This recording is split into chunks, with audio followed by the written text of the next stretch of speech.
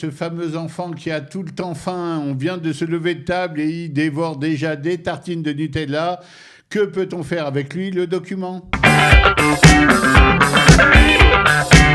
je veux dire, je comprends qu'ils mangent, je comprends qu'ils grandissent. Oui, mais enfin, ils n'ont aucun respect pour ceux que j'achète. Parce que moi, j'achète les quantités. Je sais bien ce qu'il faut pour les goûter, je sais bien ce qu'il faut pour la semaine, en charcuterie, etc. Écoutez, nous sommes mercredi et mon frigo est vide. Il n'y a plus rien. Donc, hier soir, j'ai dit aux garçons, Thibaut et Martha, venez un peu ici. J'ouvre le frigo, je leur dis qu'est-ce qui s'est passé ici dans ce frigo. Il y a Thibaut tout de suite qui me fait, oh, je sais pas, pourquoi est-ce que tu me demandes ça à moi? Bonjour Johanna. Bonjour Bernard. Alors Ça- on est très agacés du comportement alimentaire de nos ados. Que faire? Arrête avec tes questions, on n'en peut plus. Par pitié, je t'en prie, sois cool. Alors, est-ce que c'est simplement le comportement alimentaire? Parce que si on parlait d'équilibre alimentaire, etc., on serait bon encore quelque part, ça se tient.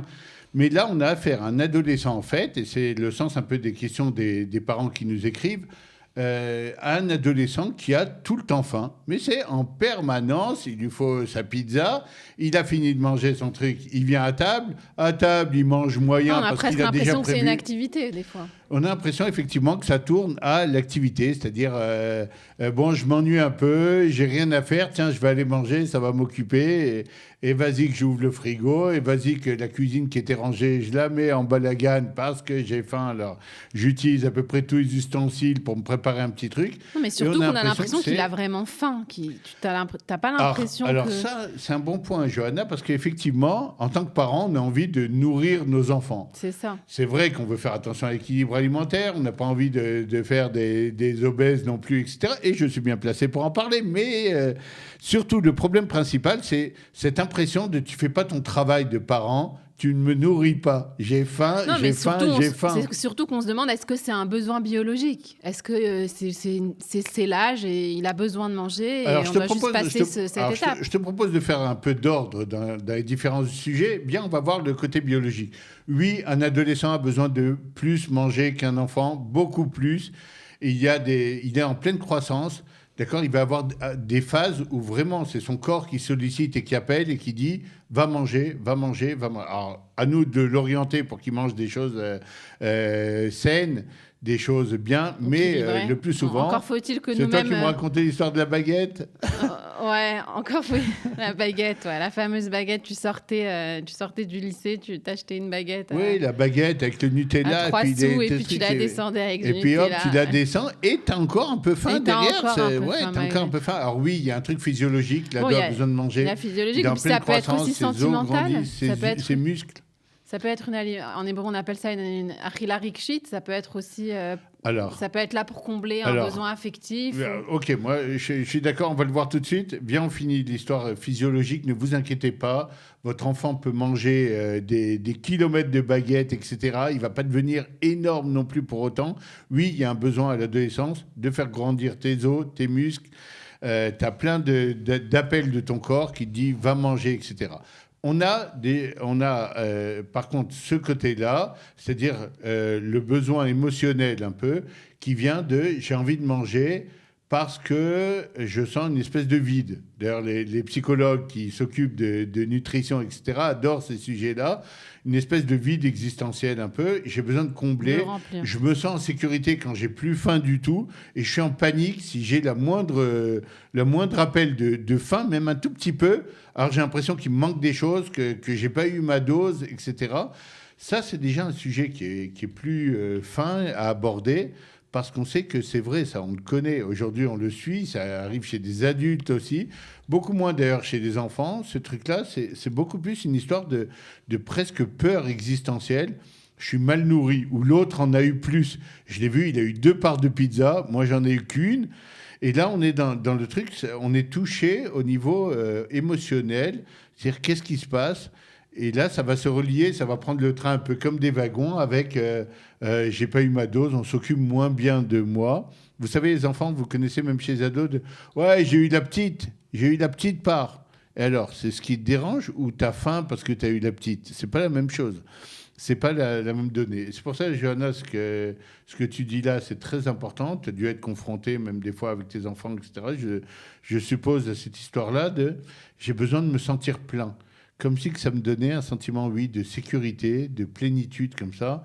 J'ai le ventre bien plein. Maintenant, il y a des enfants d'ailleurs, il faut le savoir, chez qui ça touche presque à un sentiment presque de colère. J'ai faim. J'ai un fils comme ça, il se reconnaîtra, il va rigoler, mais j'ai faim, je suis énervé. J'ai faim, je suis énervé. Et tant que je n'ai pas mangé... À la place de la cigarette, on mange. Ouais, quelque chose comme ça en tout cas. Tant que j'ai faim, je suis énervé. Quoi, le repas n'est pas encore prêt, mais il est 6 heures, je comprends pas. Bon, qu'est-ce que je peux manger en attendant? Et si tu n'as pas des réponses rapides à lui donner, le type est énervé contre toi, il t'en veut un peu, quoi. Il fallait me dire, j'aurais acheté un truc, j'aurais commandé, quoi. Il fallait me dire. Et d'un coup, il mange. Et t'as le garçon le plus sympa du monde devant toi. Ouais. Mais là, on touche à tout un apprentissage d'équilibre alimentaire, de s'auto-gérer à ce niveau-là. Et souvent, nous-mêmes, parents, on n'y est pas encore. Donc c'est un vrai sujet de société, là. Alors, comme on a un peu de temps, viens, on y rentre. Viens, on plonge dedans, dans ce truc-là. Parce qu'à partir du moment où notre enfant a faim, alors notre grande peur aussi, aujourd'hui, c'est qu'il mange tout et n'importe quoi et n'importe comment. La malbouffe. Alors, pas seulement la malbouffe. Si tu as déjà vu des enfants manger des chips quand ils ont faim, par exemple, c'est pas la même chose quand ils mangent des chips et qu'ils n'ont pas vraiment faim. Un peu au dessert, comme ça. Ça va être, je prends, j'essaye de rentrer, alors je mets la poignée et je pousse avec la main comme ça.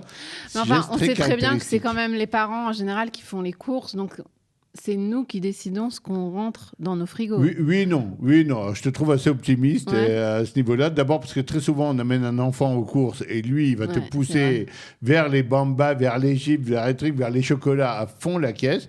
Et deux, si jamais tu n'as pas acheté les trucs qu'ils ont envie de voir, tu risques, tu as beau faire les courses, tu ne pourras pas le faire 2 fois. Hein, de la même façon, tu vas avoir une pression, tu n'as pas acheté Nutella, tu radines avec des trucs, il n'a marre de tes économies, on n'a rien à bouffer à la maison. Et c'est une tahana qui revient, c'est un argument qui revient très souvent chez les enfants, style, il n'y a rien à manger dans cette maison. Très vexante d'ailleurs pour les parents. Qu'est-ce qu'on fait alors, Bernard, d'abord, il faut les orienter, c'est très important, fixer à la maison des heures de repas, d'abord, y compris des heures de goûter. Plus vous arrivez à amener l'enfant vers ces heures de repas, que ce soit le rendez-vous manger de la maison. Le rendez-vous familial. La pire situation, c'est où n'importe qui peut manger n'importe quoi à n'importe quelle heure. Alors là, d'abord, vous n'allez pas vous en sortir parce que budgétairement parlant, c'est le double du budget habituel. Et la deuxième chose, c'est que... Il y en a 3 que je vois en fait. La deuxième chose, c'est qu'il n'y a plus de moment familial parce que le repas, il est aussi important comme moment où on se retrouve, où on échange, où on parle. D'ailleurs, si tu es au repas, tu enlèves ton portable et tu vas le poser ailleurs, c'est le moment où je veux être avec toi. Pas avec tes copains et pas avec la Mora qui écrit du Betsefer, etc. Donc, c'est important, cette règle-là, pour le moment social ensemble, le moment de qualité ensemble, mais aussi pour un moment où on parle aussi de nous, de notre santé. Et les repas, comme tu le disais, aujourd'hui, sont très reliés avec ces histoires de santé, de ligne, de faire attention à soi. Et on peut en parler.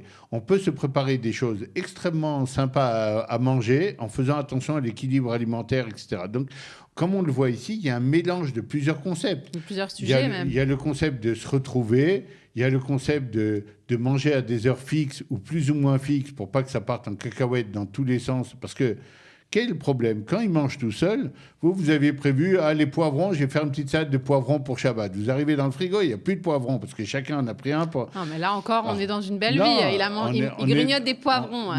C'est pas mal, il y en a qui adorent ça à l'école, mais toi, tu as besoin aussi de programmer un tout petit peu tes repas et de savoir à peu près ce qu'il y a dans ton frigidaire ou dans tes placards. À partir du moment où c'est l'anarchie de la nourriture, donc, c'est important pour nous de mettre un peu d'ordre.